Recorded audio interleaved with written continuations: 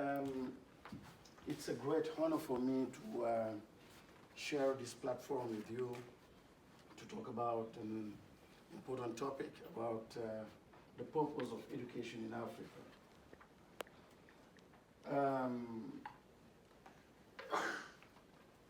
Africa nowadays have some characteristics.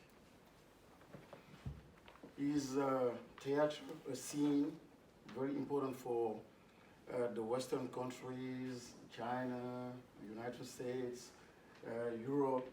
There is a big fight on the continent because it's the place to be today and tomorrow. Because of the natural resources, because of the demographical dividend, and Africa so is very important.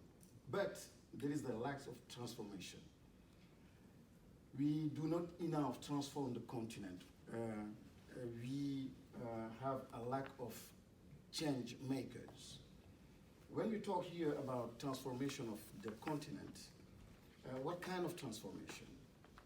I'm sure that in 1 century, we will have the same buildings than in Morocco, in Paris, in the United States. The infrastructure are being developed, but this is not the more important. But I'm talking about transformation in terms of ideal, in terms of vision, in terms of sense, meaning of life. So I'm not sure that the leaders that we have now on that continent are doing the transformation that people are waiting. So why? There is the lack of change makers. 2 main reasons. Not enough university, not enough schools, but it's not the main reason that I will focus during this presentation. The more important for me for this presentation is the colonization of education programs. A few centuries ago, it was the slavery time, the physical slavery. And during the colonization time, we talk about mental slavery. And that part is very important. That mental slavery, we can find it also in the program, in the education in the university. And the African leaders, most of them, in the university, they produce intellectuals who have that kind of mental slavery. And it's very difficult to connect themselves to the reality of the continent.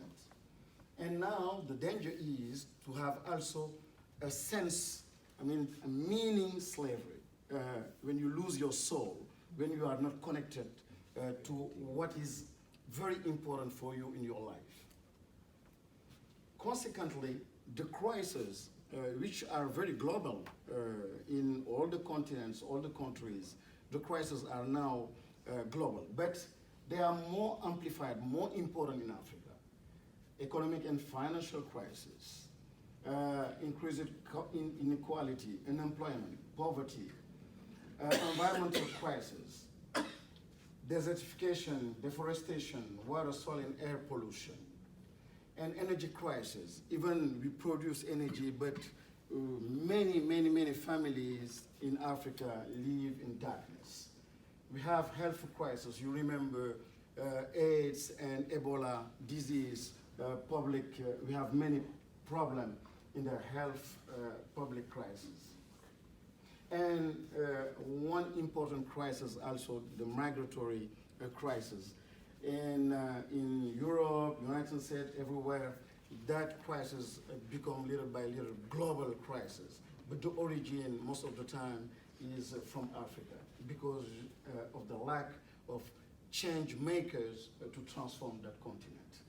The political crisis with the refugees, the corruptions, and the religion crisis also, and the value crisis, and that value crisis is very important now in Africa because of the corruption of the journalists, the politicians, and the civil society. So we don't know now what is good, what is bad, and I'm talking about the villages, people who are inside of not in the town, but in the villages.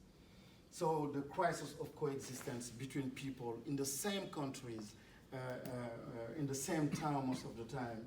So that kind of crisis also is very amplified, very important in Africa, and the security crisis.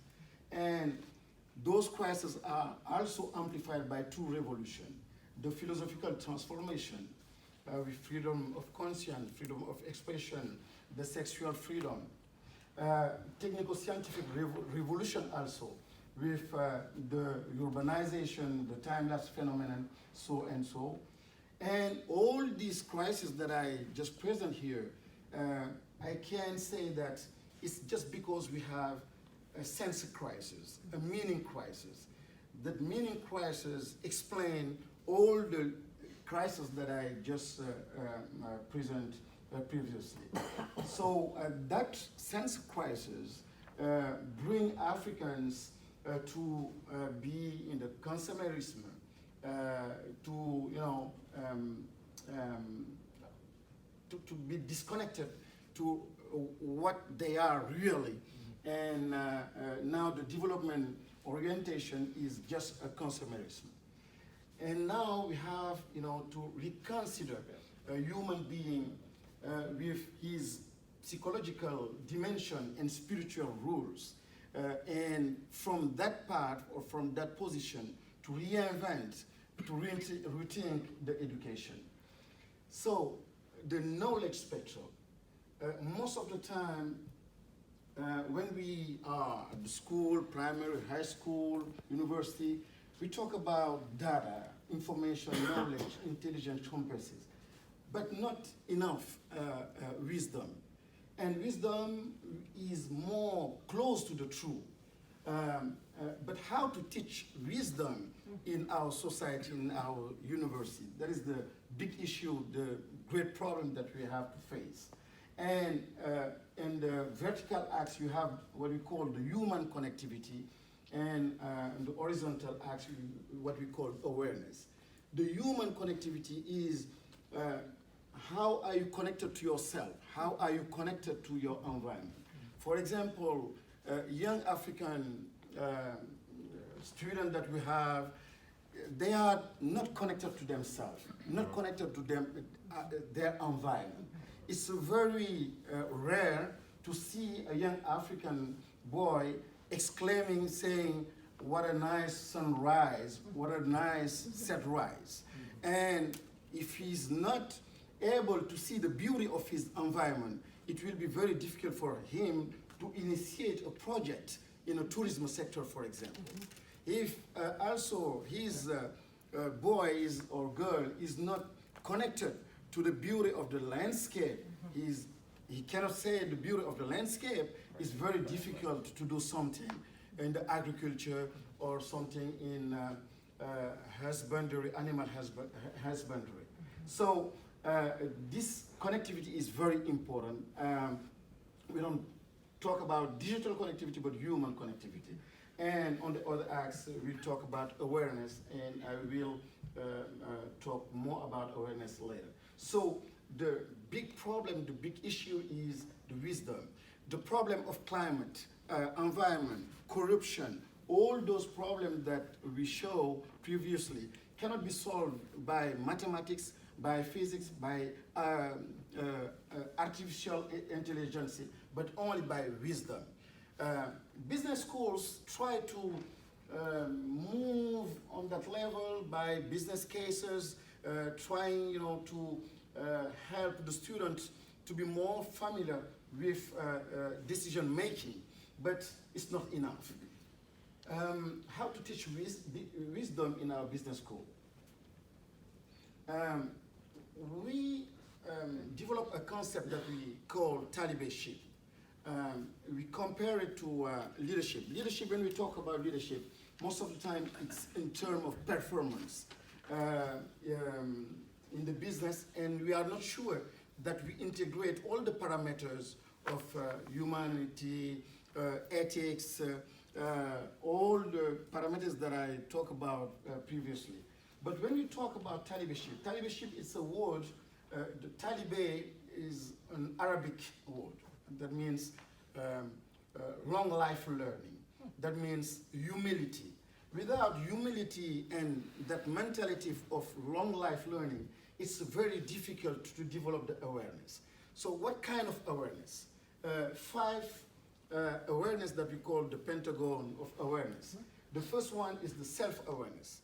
If the self-awareness, historical awareness, world's awareness, the connection with your environment, universal awareness, and the vicariate awareness.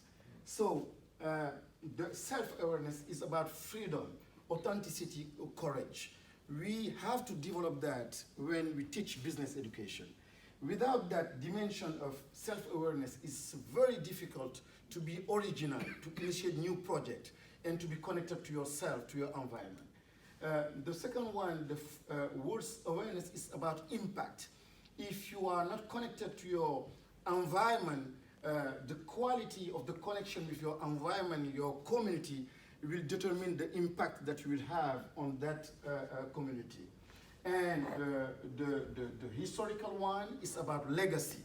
When you are not the prisoner of the present, when you think about a long time, when you think about history, your action will be more impactful, and you will think about the legacy. The other one is the universal awareness. When you are at that level, you think you are dealing with values like beauty, truth, love, compassion, and you are disconnected with the cultural identity. So the impact is more important. And the last one is the vicariate awareness. That one is very important. It's referred to what we call the spiritual intelligence. It's more deep. It's in terms of meaning that you give to your life. Meaning your connection to the universe, to the humanity, is not just about one continent or one organization. It's more global. So we bring that diapositive, you maybe recognize it. It's from Bob Quinn, Michigan University. And I think that Mary and Ahmed present almost the same previously. So from that quadrant, the fourth quadrant, it's about now how to match this dimension and to put it in our program and to give to the students more flexibility. The cultivator dimension is empathy, team spirit, family spirit. It's very good, has a leadership, but it's not enough. In the opposite, you will have the warrior. We will point out goals, energizing, celebrating wins, so and so on. And the other side, we have the explorer. It's about creativity, innovation, but in the opposite, we have the red part, which talk about process, quality, but we need to have all these four dimensions for the business education and to develop the Talibayship. And now in IAM, this is the path. At the beginning, a few years ago, it was a multidisciplinary university, management section, science and technology, digital art sections. And we move further. Now we talk about interdisciplinary, to cross in the program, management, digital art, science. And then to go further, we talk now about intersectionality. I mean, to take art and to put it in our program of engineering, to take philosophy and to put it in our program of engineering, anthropology in our program of management, so that to help students to have more wisdom, more understanding, more connection to the reality of the society. And this is some of our action, the action that we put in the different program or activities to help students to develop that connectivity, that awareness.